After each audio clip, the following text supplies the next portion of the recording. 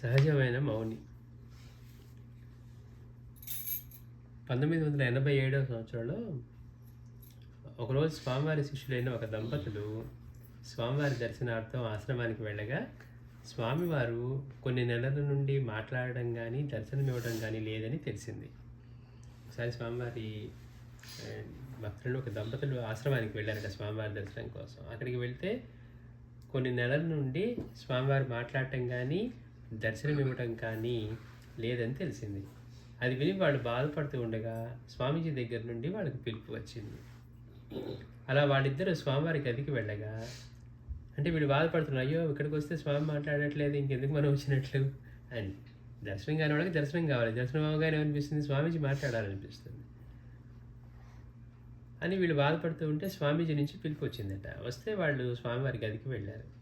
అలా వాళ్ళిద్దరు స్వామివారి గదికి వెళ్ళగా వారు ఆ దంపతులను కుశల ప్రశ్నలు అడుగగా ఆశ్చర్యంతో వాళ్ళు, అదేంటి స్వామీజీ 1-2 నెలల నుండి మీరు మౌనవ్రతంలో ఉన్నారట కదా.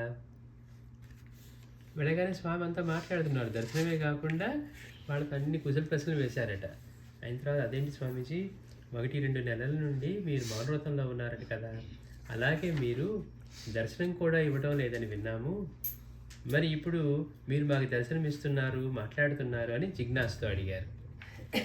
అడిగితే అప్పుడు స్వామివారు, స్వామీజీ మాట్లాడకుండా ఉండడం ఏంటి, అసలు స్వామీజీ సహజ మౌని, అంటే సహజంగా మౌనంగా ఉండే స్థితి వారిది.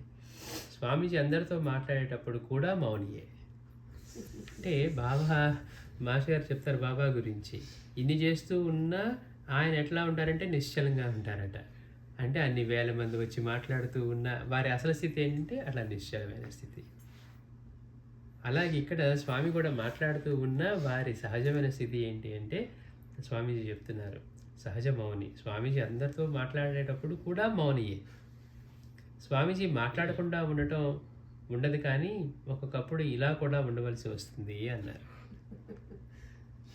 శ్రీ సచ్చిదానంద సద్గురు సాయి మహారాజ్.